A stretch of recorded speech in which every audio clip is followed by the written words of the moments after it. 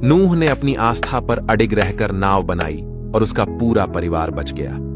Abraham ने अपनी आस्था पर अडिग रहकर अपनी मातृभूमि छोड़ दी और कई राष्ट्रों का पिता बन गया। यूसुफ परमेश्वर के मार्ग पर अडिग रहा, जिसने उसे राजमहल तक पहुंचाया। दानियेल प्रार्थना पर अडिग रहा और शेरों के मुंह उसे नुकसान नहीं पहुंचा सके।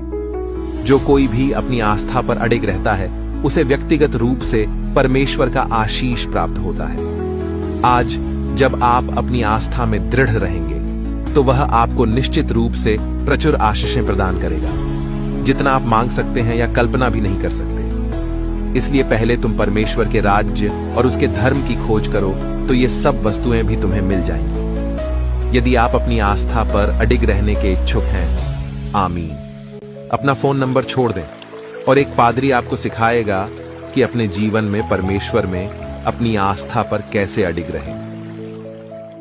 नूह ने अपनी आस्था पर अडिग रहकर नाव बनाई और उसका पूरा परिवार बच गया। अब्राहम ने अपनी आस्था पर अडिग रहकर अपनी मातृभूमि छोड़ दी और कई राष्ट्रों का पिता बन गया। यूसुफ परमेश्वर के मार्ग पर अडिग रहा, जिसने उसे राजमहल तक पहुंचाया। दानियेल प्रार्थना पर अडिग रहा और शेरों के मुंह उसे नुकसान नहीं पहुंचा सके।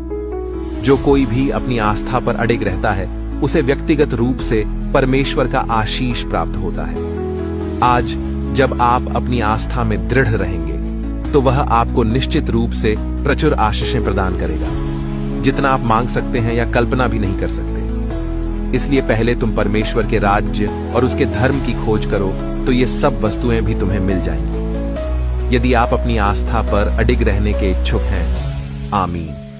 अपना फोन नंबर छोड़ दें और एक पादरी आपको सिखाएगा कि अपने जीवन में परमेश्वर में अपनी आस्था पर कैसे अडिग रहें।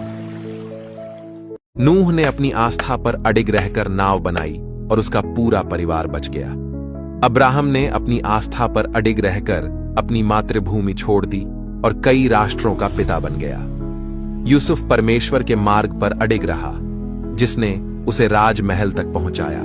दानियेल प्रार्थना पर अडिग रहा और शेरों के मुंह उसे नुकसान नहीं पहुंचा सके। जो कोई भी अपनी आस्था पर अडिग रहता है, उसे व्यक्तिगत रूप से परमेश्वर का आशीष प्राप्त होता है। आज जब आप अपनी आस्था में दृढ़ रहेंगे, तो वह आपको निश्चित रूप से प्रचुर आशीषें प्रदान करेगा, जितना आप मांग सकते हैं या कल्पना भी नहीं कर सकते। इसलिए पहले तुम परमेश्वर के राज्य और उसके धर्म की खोज करो, तो ये सब वस्तुएं भी तुम्हें मिल जाएंगी।